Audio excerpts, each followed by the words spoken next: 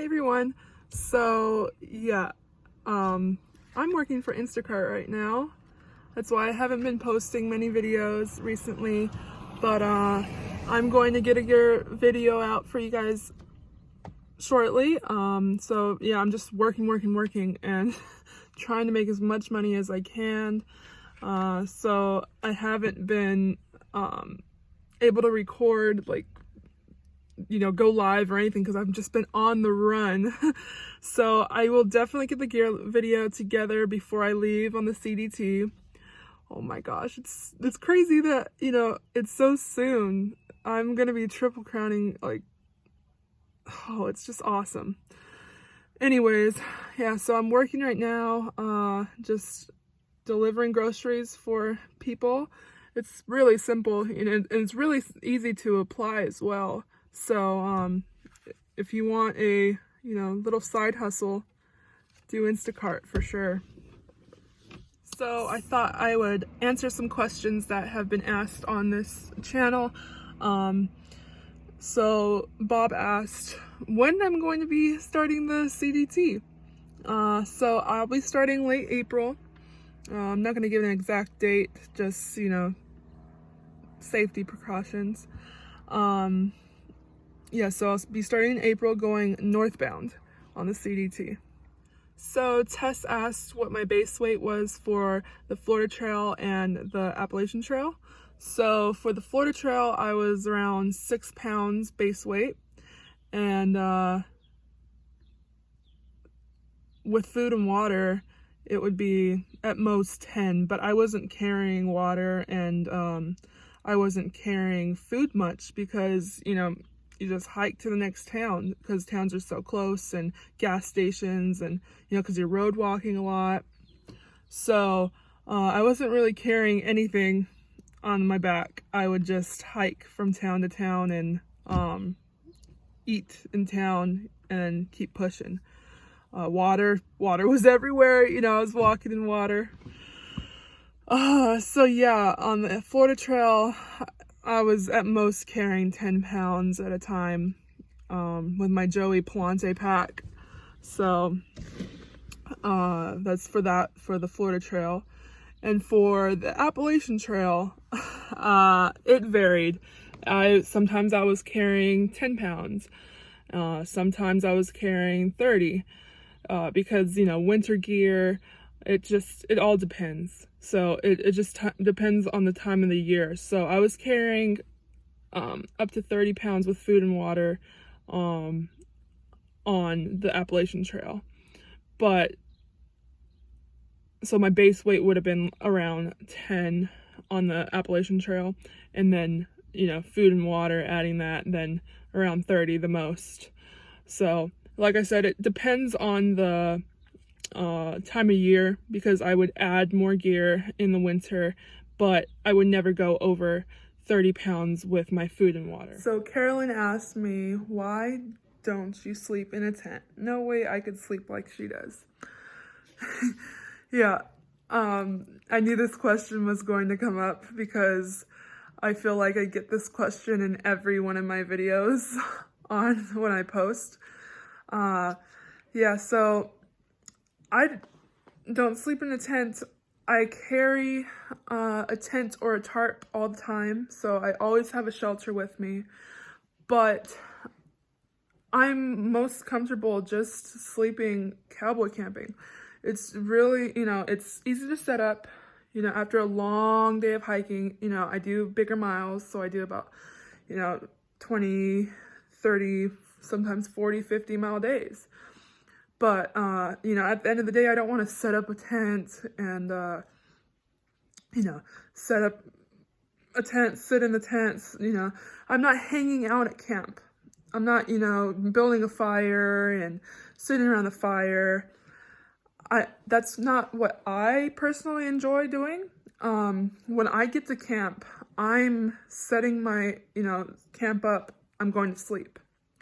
So if it's not raining, why don't I just cowboy camp so I could get up, set up really quickly, get to sleep really quickly, pack right up, and then, get out of camp really quick. If it's not going to rain, if, you know, I'm not going to be rained on, why don't I just sleep, get up really quick, and then get moving? It's just what's easiest for me and what I'm comfortable with. A lot of people, you know, are afraid that, oh, a snake's going to come up and curl up next to you. And people, when I was on the Florida trail, they're like, an alligator is going to come and curl up next to you. And I was like, what is a thin line of tent going to do for you, if, you know? But anyways, yeah, I enjoy cowboy camping, but if it rains, I have a shelter. I'm prepared. Like I said, you have to do what's comfortable for you. I'm comfortable with cowboy camping, seeing the stars, and just enjoying myself that way. So yeah, you just have to see what works out for you. I like cowboy camping. I'll set up a tent if I have to. I'll set up the tent that I'm carrying and the tent or tarp that I'm carrying at the time. But yeah, I enjoy cowboy camping.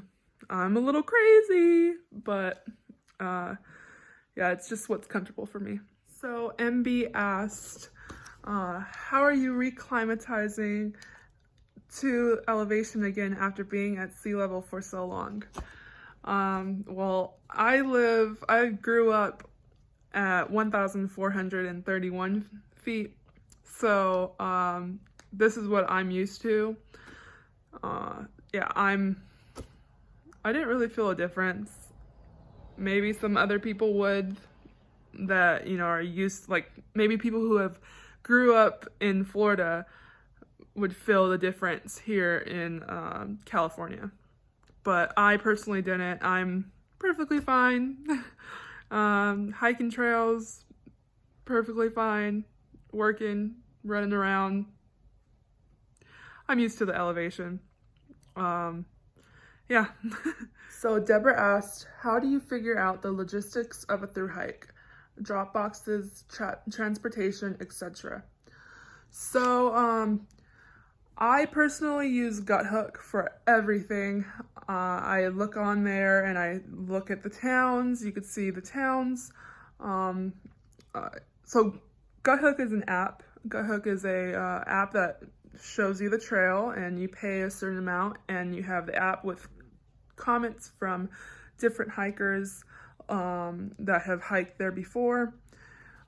So you get to see water sources, and you know, people comment if they're reliable, if they're it's a strong flow, they'll put strong flow, or if it's, you know, barely anything left, they'll go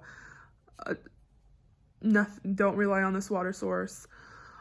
So I use Guthook for everything, basically. I go on there, I look at the mileage between towns, and I count the amount of days, and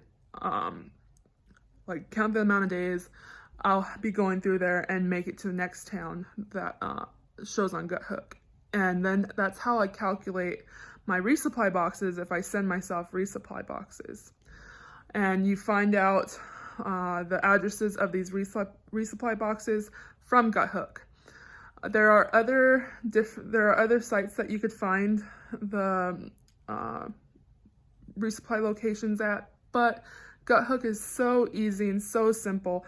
You just buy the one app and it has everything you need.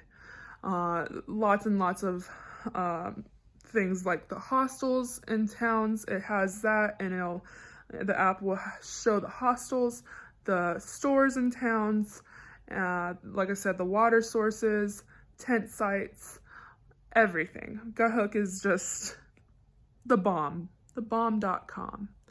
So yeah, definitely get Guthook. That's how I plan my resupply boxes. I look and see the mileage between the towns, and that's how I plan my days.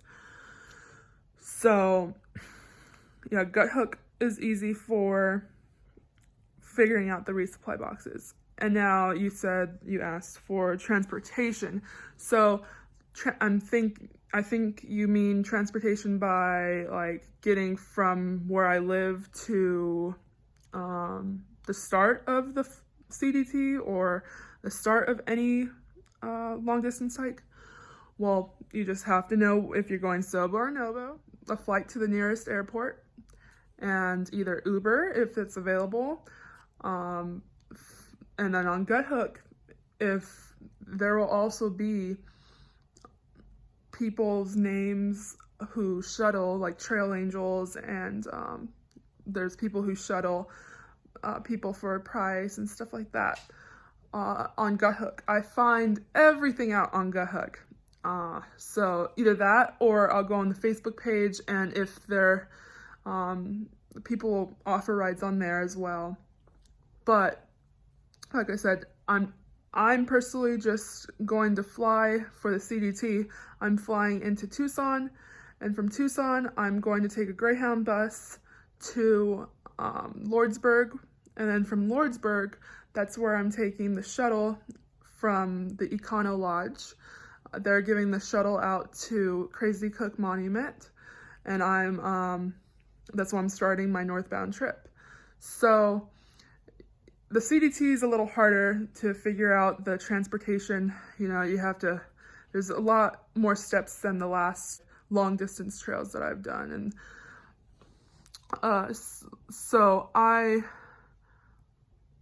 personally would just figure out what long distance trail you're doing, look up where you're starting, and it's pretty much just book the flight and you got the ride, and either Uber or like different hostels might shuttle in as well.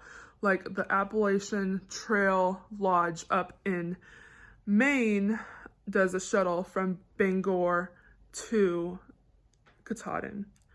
So like I said, it all depends on what trail you're doing, but GutHook is the best thing. That's how I plan my my trips. And I don't really plan much. I personally have never really planned much for trails. You know, you can't plan much because things always change when you're on trail. So you just got to go out there and do it.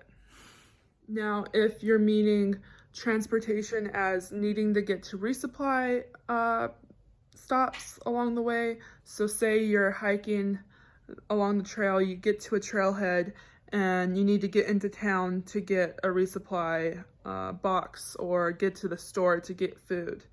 I've always hitched. Some people aren't comfortable with it, but in through hiking life, that's normal.